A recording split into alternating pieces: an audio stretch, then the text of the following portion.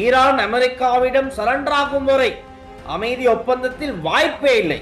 நாங்கள் தாக்கப்படுபவர்கள் அல்ல, பதிலடி கொடுப்பவர்கள். ஈரான் அதிபர் ஈரான் கடற்படை வீரர்கள் எக்காரணம் ஈரானுக்கு அனுப்பாதீங்க அப்படின்னு சொல்லிடுச்சு. அமெரிக்கா சொன்னாலும் சொல்லாடி என்ன தலை அனுப்புற என்ன இதுல என்ன டிஷ்யூ பேக்ல கட்டி அறிகிறது இங்க ஸ்ரீலங்கா. அந்த சப்மரீன் இருக்கா, இந்த சப்மரீனா, அந்த சப்மரீனா, அதை கேட்டதுதான் இன்னைக்கு எல்லா இடமும். Underwater sonar networks නැද්ද? Towed sonar නැද්ද? Satellite surveillance නැද්ද? Artificial intelligence and machine learning, extended reality, digital trust, surface radar නැද්ද? Sonar boys නැද්ද? சோ சீரியஸா பேச வேண்டிய மனிதர் ஜோக்கராக சோசியல் மீடியாவால் மாற்றப்பட்டார் அப்படிங்கிறது தான் உண்மை. ஏய் டொனால்ட் ட்ரம்ப் தைரியம் இருந்து ஆம்பளை தான் கிம் ஜோங் மேல கை வச்சு பாறாங்க. ஏண்டாப்பா உங்களெல்லாம் வச்சுக்கிட்டு நாங்க போடுற பாட்டு இருக்கே. ஸ்ரீ காளிமாதா ஜோதிடம் பிரபல ஜோதிடர் பண்டித் மகாராஜா. தொழில், கல்வி, வியாபாரம் மற்றும் மந்திர சூனிய பிரச்சனைகளுக்கு நிரந்தர தீர்வு.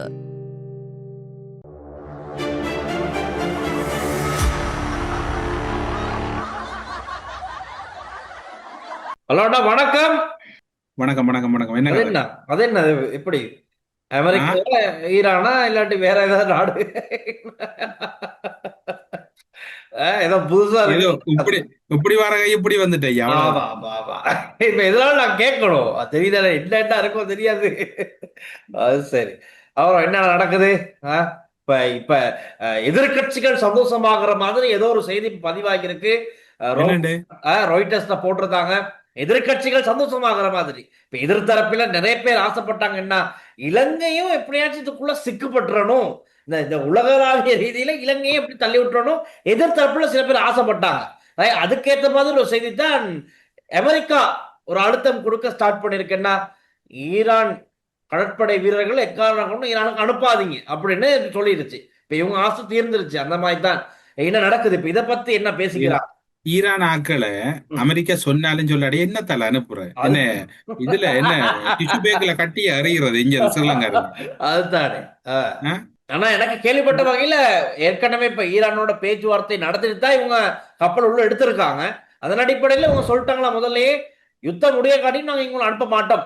சர்வதேச ரீதியா சட்டத்திட்டமே அத்தானா, ஒரு யுத்தம் நடந்துகிட்டு இருக்கும் போது யாராவது மீட்கப்பட்டா அவங்கள அனுப்ப முடியாது அப்படிங்கறதுனால இவங்க சரியா தான் பண்ணிக்கிட்டு இருக்காங்க. எல்லாம் அந்த என்னென்ன லைன் இருக்கோ அதுக்கு ஏத்த மாதிரி சரியா ட்ரெக்ல போய்கிட்டு இருக்காங்க.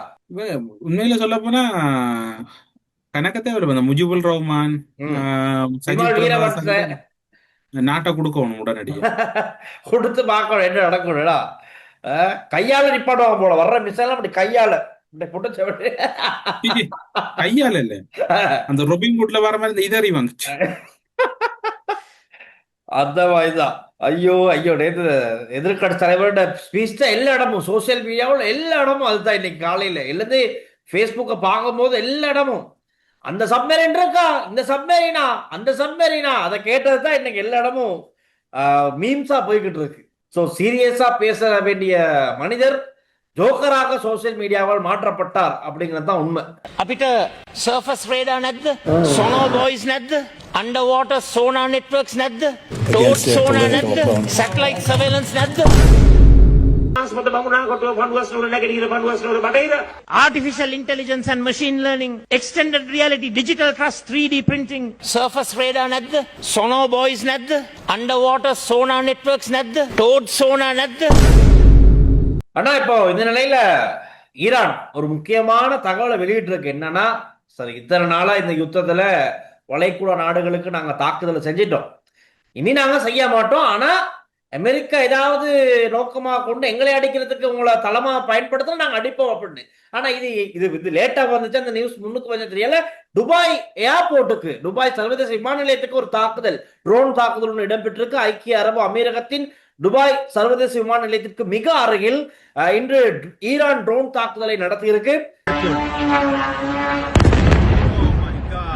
இந்த தாக்குதலை தொடர்ந்து வான் பாதுகாப்பு படைகள் உஷார் நிலையில் வைக்கப்பட்டு விமான நிலைய செயல்பாடுகளில் கடும் பாதிப்பு ஏற்பட்டிருப்பதாக சொல்லப்படுது. ஆயிரக்கணக்கான பயணிகள் விமான நிலையத்திலிருந்து பாதுகாப்பான இடங்களுக்கு மாற்றப்பட்டு வருவதாக அந்த செய்தி. பரபரப்பான சூழலுக்கு மத்தியில ஈரான் அதிபர் மசூத் பெஷக்ஸ்கியான் அண்டை வளைகுடா நாடுகளின் எல்லைக்குள் தவறுதலாக விழுந்த ஏவுகணைகள் மற்றும் ட்ரோன் தாக்குதலுக்கு வருந்துவதாகவும் அவர் மன்னிப்பும் கேட்டிருக்கார். தவறுதலா விழுந்த எல்லாம் எல்லாம் முடிஞ்சதுக்கு பிறகு ஒரு வருத்தம். வருத்தம் எல்லாம் அடிச்சு முடிச்சதுக்கு அப்புறம் அவர் சார்பில் ஒரு வருத்தம். அப்ப என்ன அவர் நடக்கும்? சொல்லியிருக்கிறார், இந்த வளைகுடா நாடுகள்ல இருந்து ம்ஹும். அமெரிக்க தளங்கள்ல இருந்து ஈரான் மீது தாக்குதல் நடக்கும்னா அந்த நாட்டுக்கு அடிப்போம் உண்டு. ஆமா. இப்ப நாளுக்கு நாள் இந்த மோதல் உக்கிரமா மாறிக்கிட்டு இருக்கிறத நாங்க பார்த்துக்கிட்டு தான் இருக்கோம். இரண்டு பக்கமும் சேதங்கள் அதிகமாக இருக்கு. ஈரான் பக்கம் உயிர் சேதங்கள் அதிகமாக இருக்கு. அதை சொல்லிக்கிட்டே இருக்கிற இடத்துல இன்னைக்கு டொனால்ட் ட்ரம்ப் அவர் போட்டிருக்காரு, ஈரான் அமெரிக்காவிடம் சரண்டர் ஆகும் வரை அமைதி ஒப்பந்தத்தில் வாய்ப்பே இல்லை என அமெரிக்க அதிபர் டொனால்ட் ட்ரம்ப் ட்ரூத் சோசியல் மீடியாவில் சொல்லியிருக்காரு. இதுக்கு ஒரு ஆப்ஷன் சொல்லட்டா? அதாவது இந்த வயது முதிர்ச்சி காலத்துல வந்து ஓய்வு தேவை. பெஞ்சமின் நெத்தனியாகு, டொனால்ட் ட்ரம்ப் போன்றவர்களை எல்லாம் ஒரு வயோதிபர் பராமரிப்பு இல்லத்துக்கு உடனடியா சேர்த்தா இந்த நாடு அமைதிக்கு வரும். நீங்க சொல்லும்போது எனக்கு இலங்கை பக்கம் கொஞ்சம் அப்படியே ஜாபம் இந்த வயது அந்த லிஸ்ட்ல இங்க இருந்து பல பேரை சேர்க்கலாம்.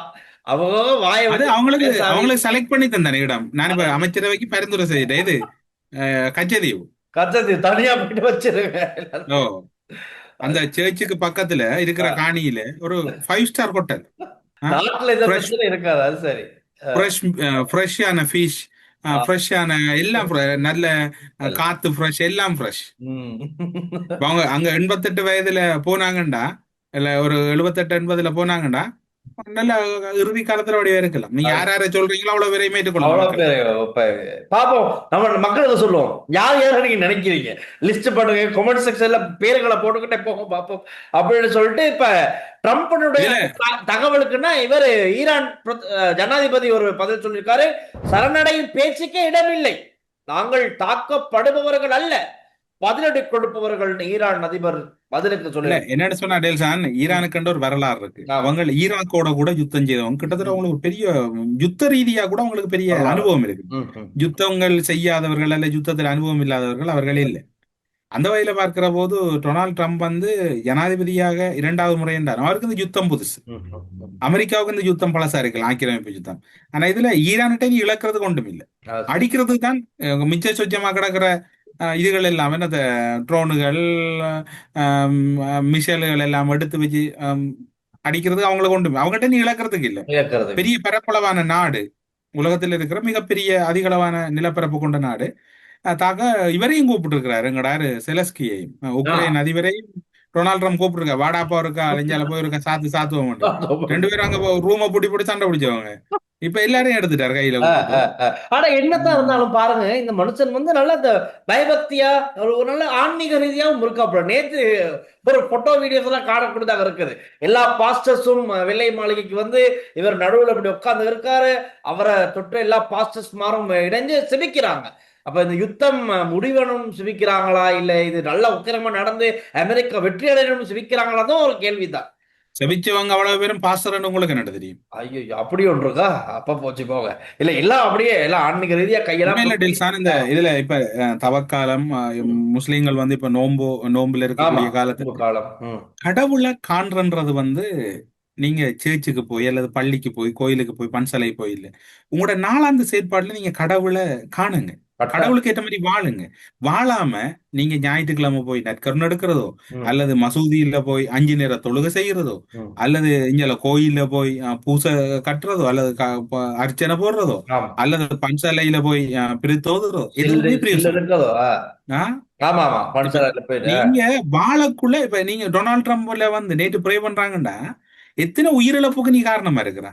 இன்னைக்கு ராஜபக்ச அங்க யுத்தம் நடக்கக்குள்ள யுத்தம் வெற்றி பெறணும்னு பன்சலையில போய் பூ வைக்கிறது அல்லது அவங்கள்ட்ட பிரித்தோதுறது எல்லாம் எந்த வகையில சாத்தியம்? இப்ப ஒரு வீட்டுல தகப்பன் பிள்ளையில ரத்தம் பெறத விரும்புவாரா? இல்ல. அப்படியான ஒரு நிலை வந்ததுன்னா அந்த குடும்பத்துக்குள்ள சட்ட ரீதியா வந்து உடனடியா தகப்பன் கைது செய்யப்படுவார், வன்முறை.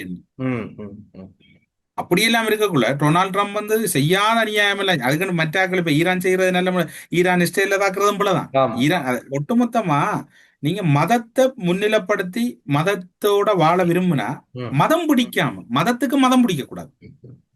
மதம் பிடிச்சதால அந்த யானை எல்லாம் ஊருக்குள்ள தெரியுது. நம்ம வீட்டு ஏரியாவிலேயே வந்து அட்டாச் பண்ண உங்களுக்கு தெரியும். ஆமா. இல்ல அதான் மதம் இப்ப நீங்க சொல்றத ஒரு முக்கியமான பாயிண்ட் ஒன்று இருக்கு. இப்ப ஈரான் பக்கமும் நிறைய குற்றச்சாட்டுகள் முன்வைக்கப்படுது இல்லாம இல்ல. ஜனவரி மாதம் ஜனவரியில ஈரான் அரசாங்கத்துக்கு எதிராக போராடின பல பேர் கொல்லப்பட்டிருக்காங்க. அப்ப அது மிக முக்கியமா பார்க்கப்படுது. நேற்று இந்த விஷயம் நிறைய சோசியல் மீடியாவில் பேசப்படுது. ஈரான்ல நடந்தது மாத்திரம் நல்லது இல்ல, ஈரான்லயும் நிறைய சொல்ற அளவு குற்றச்செயல்கள் நடந்திருக்கு, அடக்குமுறை ரீதியான நிறைய சம்பவங்கள் நடந்திருக்கதா சொல்லப்படுது.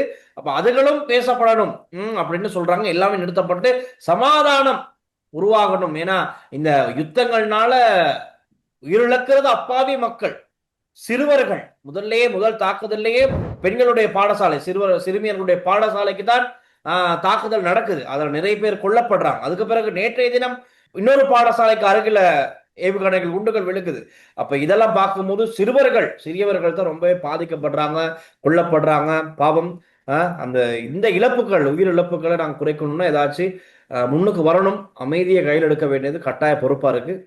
இது இப்படியே தொடர்ந்தா எல்லாமே உலகமே மயானமாகக்கூடிய நாள் மிக தொலைவில் இல்லை. இப்ப ஈரான் வந்து இன்றைக்கு வந்து சொல்றாங்க மத்திய கிழக்கு மீது நான் தாக்குதல் நடத்த மாட்டேன். ஆனா மத்திய கிழக்கு நாடுகளும் சொல்றது வந்து எங்கட நாடுகள்ல இருந்து நீ தாக்குதல்களை நடத்த வேணாம், அது செய்ய வேணாம்னு சொல்லு. ஏதோ ஒரு சுமூகமான இது எத்தனை நாளைக்கு தான் இந்த உலகத்தை புரிய வச்சிருக்கிறது? அதுதான் இதுல சண்டை பிடிக்கிற ஆக்களுக்கு லொஸ்ட் இல்ல, பாதிக்கப்படுற ஆக்களுக்கு தான் லொஸ்ட். இப்ப அமெரிக்காவில் இருக்கக்கூடிய மக்களுக்கு கனவேருக்கு என்ன நடக்குது? அமெரிக்காவில் ஒரு பாதிப்பு கூட இல்ல. இல்ல அமெரிக்கா எங்க அதான் அமெரிக்காவோட மெஸ்ஸியோட டீம் ஃபுல்லா கப்பை தூக்கிட்டு போயிட்டு அங்க டொனால்டு ட்ரம்போட வந்து அங்க எல்லாம் கதைச்சு சந்தோஷமா இருக்காங்க. அவரு அங்க வேலையை பார்த்துக்கிட்டு இருக்காரு. ஆனா இங்க யுத்தம் நடந்துகிட்டு இருக்கு. இங்க யுத்தம் நடக்கும் போது அங்க எல்லாம் சிரிச்சு சந்தோஷமா பேசிக்கிட்டு இருக்காங்க. இதுதான் நடக்குது இங்க. இஸ்ரேல் இந்த அருகில் இருக்க நாடுகளுக்குள்ளதான் சண்டை. அவர் அங்க ஆயா இருக்காரு. இது ஒரு பெரிய ஒரு ஆபத்தெல்லாம் முடிய போகும். இயலுமான வரைக்கும் விட்டு கொடுத்து போகணும். என்னென்றால் விதண்டாவாதம், முரண்டு பிடிக்கிறது, இதெல்லாம் வந்து எந்த அளவுக்கு சாத்தியம்னு தெரியாது. அதான் இப்ப இரு நாடுகளும் முடிவில்லாம இருக்கு. நாங்க சரணடைய மாட்டோம், அவர் சரணடைஞ்சதை நாங்க முடிப்போம் அப்படிங்கிற ரீதியில் இருக்காங்க. பாப்போம், ஒருவேளை இந்த ஆயுதம் எல்லாம் முடிஞ்சா இது முடிவுக்கு வர வாய்ப்பு இருக்கு. இல்லைன்னா இவங்க மீண்டும் உருவாக்கி அடிச்சுக்கிட்டே போனா இன்னும் பல நாடுகள் வந்து சேர்ந்து எல்லாம் அமைதியாவும் அப்படின்னு எல்லாம் சேர்ந்து அடிக்க சொல்றாங்கன்னா, அதுல வேற நேத்து போராட்டத்துல ஒரு கதையை பார்க்கணும். ஒருத்தர் சொல்றாரு, அமெரிக்கா டொனால்டு ட்ரம்ப் முடிஞ்சா கிம் ஜோனுக்கு அடிச்சு பாரு, கிம் ஜோனை அடி, அவரை அடிச்சு காட்டு நீ. அவரு ஐயோ இல்ல எனக்கு அதை பார்க்க அப்படி வந்தேன்டா. நாங்க பிரச்சனையை முடிக்கிறதுக்கு சமாதானம் பேசிக்கிறோம், இவர் இங்க குழும்புல எடுத்துக்கிட்டு டொனால்டு ட்ரம்ப் தைரியம் இருந்து ஆம்பளை தான் கிம் ஜோங் மேல கை வச்சு பாரா. ஏண்டாப்பா உங்களெல்லாம் வச்சுக்கிட்டு நாங்க போடுற பாட்டு இருக்கே. ஐயோ எங்கடா இவர் முஜிபுல் ரஹ்மான் அமெரிக்கா இல்ல. ஆமா, ஆனா இந்த முறை ஒரு முக்கியமான விஷயம் இன்னொன்னு இருக்கு. இப்ப மார்ச் மாசம் அடுத்து ஏப்ரல் முடிஞ்சோன்னா மே 1ஆம் தேதி வளமையா இலங்கையில கொழும்புல எல்லாம் அப்படி மே டே ரேலிஸ் வந்து சும்மா பரபரப்பா இருக்கும். ஆனா இந்த முறை ஒரு கட்சி வந்து பிரபலமான கட்சி, அந்த கட்சி வந்து இந்த முறை ரேலி செய்யலையா. ஏன்னா யாரு பாத்துரும் SLPP நம்ம ராஜபக்ச தரப்பு வந்து இந்த முறை இந்த ரேலி செய்ய மாட்டாங்களா. இப்ப நான் யோசிச்சு டக்குனு மைண்டுக்கு வந்துச்சு, ஆமா செய்ய இயலாதானே, எங்க ஆளுங்க யாரு வர போறது ஆதரவா, ஒரு 10-15 பேரை வச்சுக்கிட்டு நீ ரேலி செய்ய முடியுமா அப்படின்னு கேட்டா காரணம் அது இல்லையா. என்ன காரணம்னா, மேதின கூட்டம் இம்முறை இல்லை, புண்ணிய பூஜைகள் மாத்திரமே நடைபெறும். அன்னைக்கு போயானால பூஜைகள் மாத்திரமே. நான் நினைக்கிறேன் ஆக்கள் வர மாட்டாங்கன்ற பயம். அதுதான் காரணம். இப்ப அதை சொல்லலாததுக்கு மே 1ஆம் தேதி பௌர்ணமி தினம் என்பதால் இம்முறை மே தினத்தை முன்னிட்டு உழைப்பாளர் கூட்டம் பேரணி எதையும் நடத்த போவதில்லை. புத்த சாசனத்துக்கே முன்னுரிமை அளித்து செயற்படுவதால் மே 1ஆம் தினத்தன்று நாடு முழுவதும் விசேட மத புண்ணிய நடவடிக்கைகளில் ஈடுபடுவோம். நாமல் ராசபக்ச இவ்வளவு நல்லவங்களா? அவ்வளவு நல்லவங்க. சோ மேதே அவங்க ரேலி இல்ல, பன்சலைக்கு போனா தானம் கொடுப்பாங்க, அதை வாங்கிட்டு சாப்பிட்டுட்டு விருப்பமானவங்க போகலாம். இந்த யுத்தத்துல டில்சான் உண்மையில என்னடா அந்த யுத்த கால பகுதியில பணியாற்றினவன் என்ற அடிப்படையில சில விடயங்களை நான் சொல்லிக் கொள்ளலாம் நினைக்கிறேன். அந்த யுத்தத்துல வந்து முடிஞ்ச வரையும் சில யுத்த கண்ணியங்களை கடைபிடிக்கணும். இப்ப இலங்கையில் நடந்த யுத்தத்துல பாத்தீங்கன்றால் பல்குழல் பீரங்கிகள், மல்டிபரல், கிளஸ்டர் குண்டுகள் எல்லாம் பயன்படுத்தினவங்க. ஆறு ராஜபக்ச எல்லாத்தையும் பயன்படுத்தணும், ஒன்றுமே குறைய விடல, எல்லா ஆச்சாமனும் பயன்படுத்தினவர். அதே நேரம் யுத்த சூனிய வலயம் என்று சொல்லி சில பிரதேசங்கள் உருவாக்கப்பட்டது இறுதி யுத்தத்துல. அந்த பகுதிக்கு போகப்போ அந்த பகுதி காட்டி மக்களுக்கு. ஏன் நான் சொல்றேன்னு சொன்னால், இப்ப நீங்க பாத்தீங்கன்னு சொன்னால் ஈரானில் தெஹரனில் உள்ள அஷாடி கால்பந்து மைதானம் கிட்டத்தட்ட ஒரே நேரத்துல 12,000 பேர் இருக்கக்கூடிய மைதானம். இந்த மைதானம் இப்ப நான் கதைச்சு கொண்டிருக்கிறதுக்கு 3 மணி நேரங்களுக்கு முன்னால தாக்கி அழிக்கப்பட்டது. அது மாதிரி இஸ்ரேல்லையும் தாக்கி அழிக்கப்படுது. நான் இப்ப ஈரான் மட்டும் நான் சொல்றேன், அந்த யுத்தம் என்ன, எப்படி நீங்க மக்கள் இருக்கிற இடத்துல யுத்தத்தை எப்படி நீங்க மக்களுக்கு கொண்டு போடாம செய்வீங்க? ரெண்டு தரப்பு கஷ்டம். அது அப்படி நடக்காத காரியம். வேணா என்னதான் ஒரு ஆமி பேசுக்கு அடிக்கிறதா இருந்தாலும் பக்கத்துல இன்னொரு குடியிருப்பு பகுதி எப்படி இருக்கத்தான் போகுது. அதுக்கு தாக்குதல் பாதிப்புகள் கூட தான் இருக்க போகுது. இப்ப நாமல் ராஜபக்ச எப்படி அரைக்க விடுறவர், அண்டே யுத்த நடவுகள் அவரும் இருந்தவர். அவர் ஓரளவுக்கு வயசுக்கு வந்துட்டாரு. அந்நேரம் அவங்க அப்பட சொல்லிக்கலாம், டாடி டாடி, அவங்களும் பாவன் டாடி, விடுங்க டாடின்னு இருக்கலாமே. எங்க சொல்ல அவர் அந்த டைம் கிம் ஜோங் மாதிரி தான் இருந்தாரு. கொஞ்சம் கிம் ஜோங் மாதிரி தான் இருந்தாரு. உட்காந்து வீட்டுல உட்காந்துக்கிட்டு அப்பா போட்டிருப்பாரு அவர். எனவே இப்படியான சூழ்நிலை நடக்குது. ஆனா ஏதோ நாளைக்கு ஞாயிற்றுக்கிழமை ஒரு அமைதி திரும்பணும் எதிர்பார்க்கிறோம் எல்லாரும். சமாதானம் பேசுற அளவுல இப்ப கட்டார் கொஞ்சம் முயற்சி செய்து கொண்டிருக்கிறாங்க. கட்டார் தான் இதை மீடியேட் பண்ணுவாங்க ஒழுங்கா கொஞ்சம் முடிஞ்ச வரைக்கும். அவங்கள ஒரு முயற்சி ஒன்று ஏற்பட்டு கொண்டிருக்கு, உத்தியோகபூர்வம் வெளிவரல. அதே போன்று உலக நாடுகள் பலவற்றில் இருக்கக்கூடிய தலைவர்கள், குறிப்பாக கனடாவினுடைய பிரதமர் மார்கானியை தொடர்ந்து ரஷ்யா கூறிக்கொண்டிருக்குது, சீனா கூறுது இதில் ஒரு சுமூகமான நிலை வரவணும் என்று. இந்தியாவை பாத்தீங்கன்னா சோழியை முடிச்சு விட்டாங்க. இந்தியா அவங்க இப்ப என்னன்னு சொன்னால் ரஷ்யாட்ட இருந்து என்ன வாங்குறாங்க. இப்படி உலகத்துல பெரிய மோசமான அரசியல் புரள்வுகள் நடந்து இது எப்படி நடக்க போன்னு தெரியாது ஒட்டுமொத்தத்துல. நாளைக்கு கொழும்புல ராகம தேவத்தையில ஒரு சிலுவப்பாதை நடக்குது. லங்கா ஸ்ரீ தான் ஊடகானுஸ்வரனை நிச்சயமா நான் போறேன் அந்த இடத்துக்கு. அங்க போயிட்டு உலக சமாதானத்துக்காக நிச்சயமா ஒரு தியானம் செய்வோம். கட்டாயம் செய்வோம். நேற்றைய தினம் எங்களுக்கு அருகாமையில் இருக்கக்கூடிய ஒரு தேவாலயத்துல டொச் மொழி, இங்க இருக்கக்கூடிய சுவிட்சர்லாந்து டொச் மொழியில இந்த தேவாலயத்துல நக்கர்னூல்ல இருந்து ஏற்றம் கொண்டு செய்திருந்தாங்க. நானும் குடும்ப சகிதம் போகக்கூடிய சந்தர்ப்பம் கிடைச்சது. அவர்கள் அந்த ஆலயம் முழுவதையும் இருள் சூழ வைத்து ஆங்காங்கே சில மெழுதிரிகளோடு அந்த சில அதாவது இப்ப உலகத்துல அமைதியும் அந்த சமாதானத்தின் ஒளியும் மிக தெளிவா தென்படணும்னு சொல்லி அது மாதிரி அங்க இருக்கக்கூடிய இங்க எல்லா தேவாலயங்களையும் வந்து ஒரு நடைமுறையை நேற்றைய தினம் செய்திருந்தாங்க, நேற்று வெள்ளிக்கிழமை. ஓகே டீல் சார், நல்லபடியா நாளைக்கு ப்ரே பண்ணிட்டு நாளைக்கு சேருங்க அப்ப எல்லாத்தையும் படிவா வாங்க. நாளைக்கு என்ன நடந்திருக்கணும் நாங்க பார்க்கலாம். ஏன்னா நாளைக்கு என்ன நடக்குதோ யாரு கண்டது அதையும் பார்த்துட்டு திங்கக்கிழமை சந்திக்கலாம். ஓகே, பாய் பாய், நன்றி. ஸ்ரீ காளிமாதா ஜோதிடம் பிரபல ஜோதிடர் பண்டித் மகாராஜா. தொழில், கல்வி, வியாபாரம் மற்றும் மந்திர சூனிய பிரச்சனைகளுக்கு நிரந்தர தீர்வு.